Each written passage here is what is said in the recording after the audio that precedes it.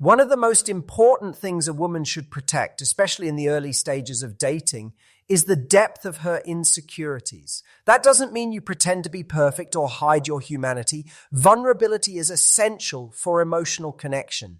But vulnerability without discernment becomes emotional exposure. And there's a difference between inviting someone in and handing them the keys before they've earned your trust. When a woman shares all her doubts, fears, and wounds too soon, whether it's about her looks, her worth, her past mistakes, it can change the way a man sees her.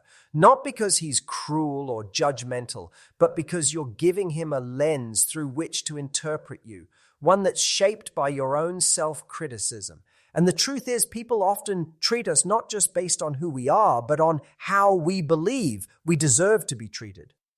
If you tell a man early on, "I've never felt good enough," or "I always get left," you're subtly training his mind to place you in that category, even if he doesn't mean to.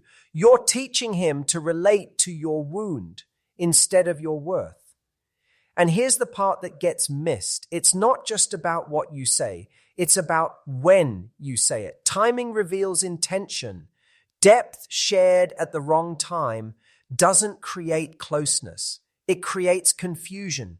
He's still trying to know you, and you're already unraveling parts of yourself that even you haven't fully made peace with.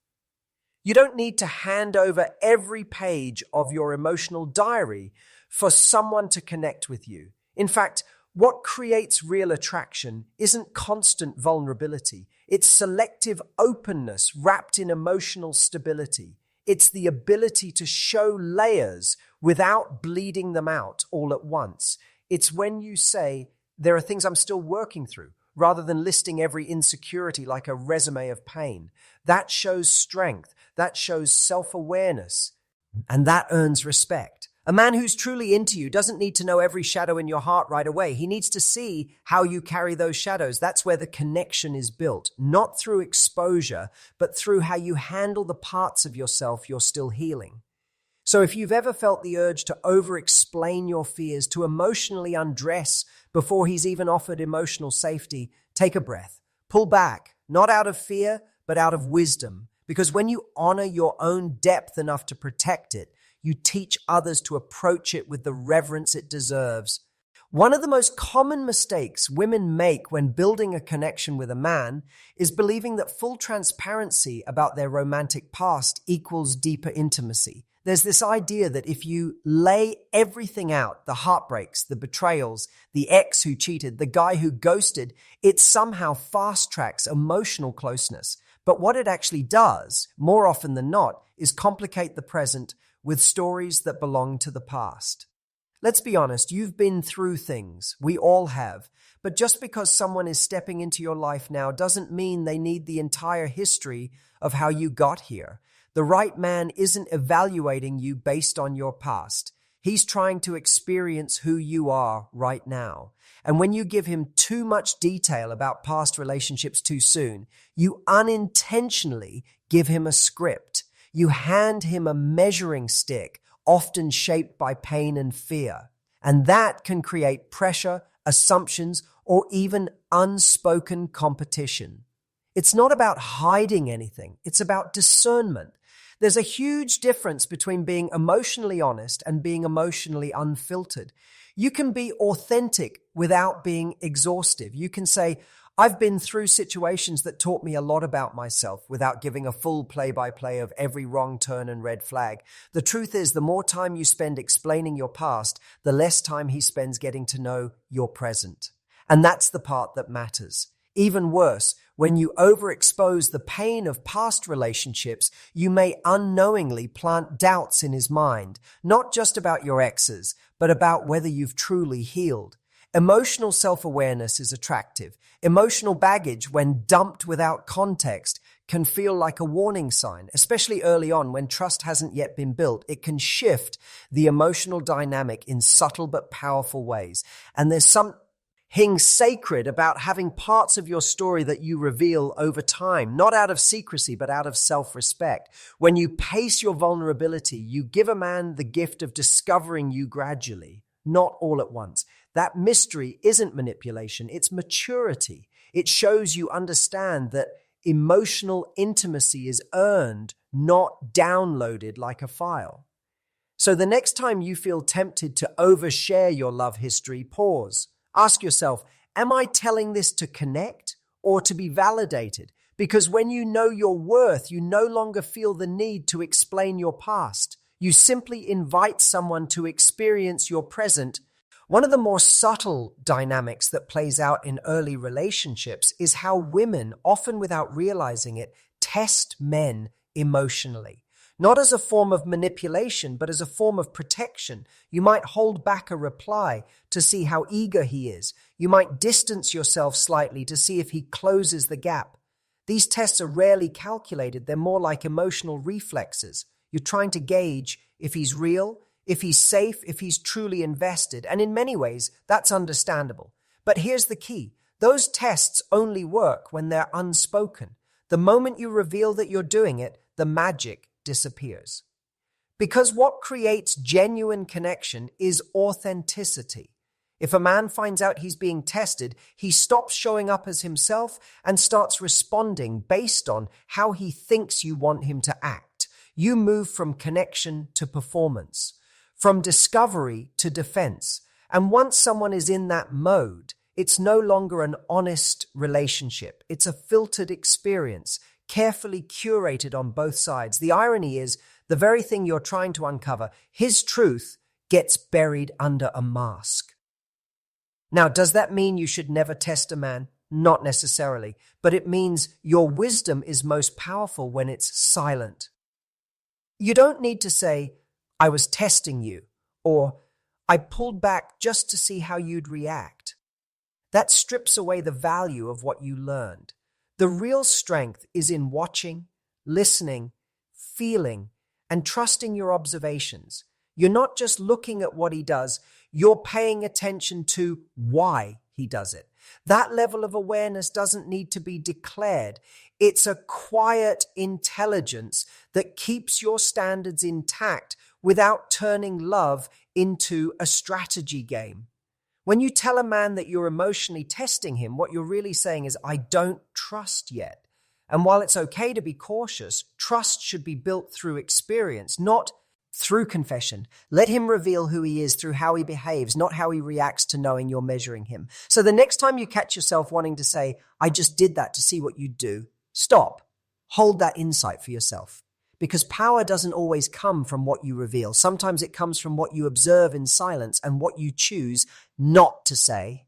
There's a fine line between showing a man that you're independent and constantly reminding him that you don't need him. And sometimes, in an effort to protect yourself or appear strong, you might find yourself crossing that line. You talk about how easily you can walk away. You remind him that you've survived worse. You emphasize that you're unbothered. At first glance, it may seem like confidence, but over time, it starts to feel more like a warning, not just to him, but to yourself.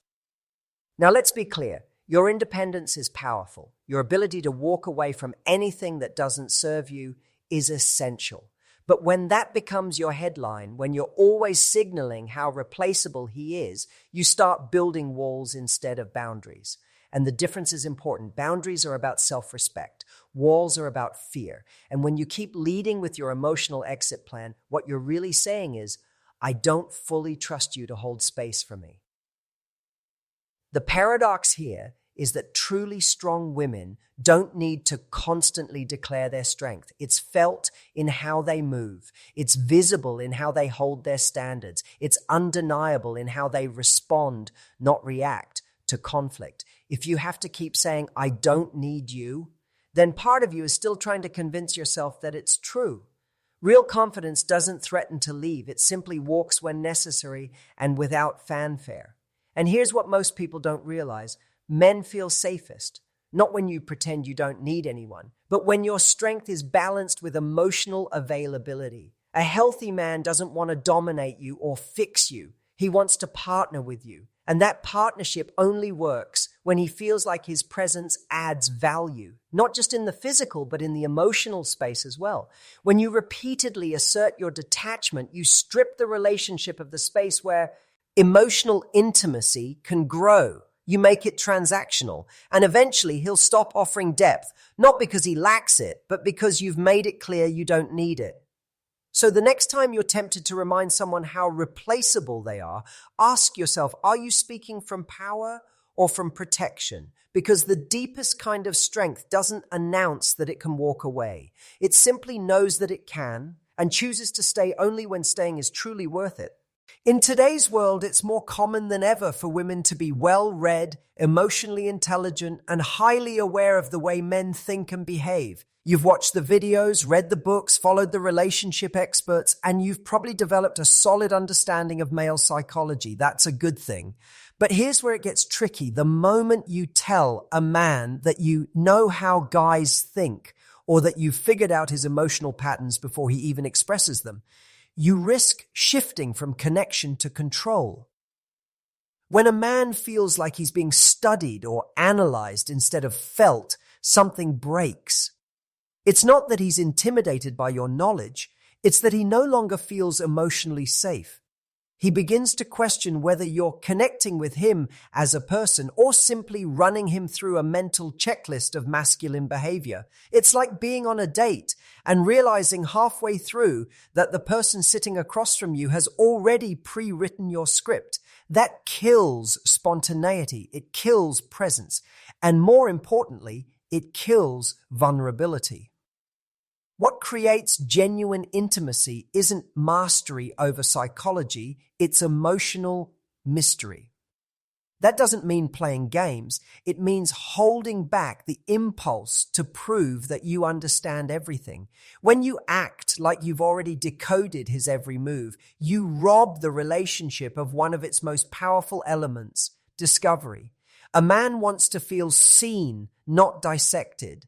He wants to open up in his own time, in his own way, not feel like his emotional patterns have already been mapped out. So even if you know why he's pulling away or what he's signaling when he goes quiet, resist the urge to say, I've read about this, or I know what you're doing. Let him show you who he is, not because you've predicted it, but because he wants to.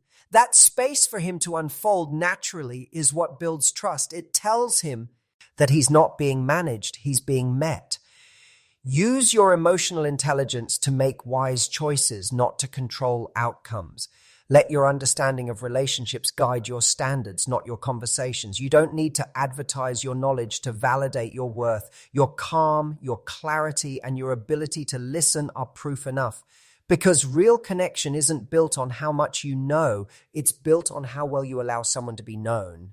There's a sacred space every woman holds, a space where she talks to her closest friends, her sisters, her confidants. In that space, she vents, she processes, she dissects every text, every shift in energy, every confusing moment. And that space is not only necessary, it's healthy. But one mistake that can quietly damage the emotional fabric of a relationship is when a woman brings the contents of that private circle directly into conversations with the man she's dating, especially when it comes in the form of, well, my friend thinks you're being distant, or we were talking about you last night. On the surface, it might seem innocent, even transparent. But what it actually does is blur emotional boundaries and bring outside voices into a connection that's still being built. The moment a man feels like he's being discussed, interpreted, or critiqued behind the scenes, he loses his sense of emotional safety. He starts to wonder whether he's in a relationship with you or with a committee. It can feel less like intimacy and more like surveillance. What most people don't realize is that part of what builds trust in a relationship is exclusivity of emotional experience.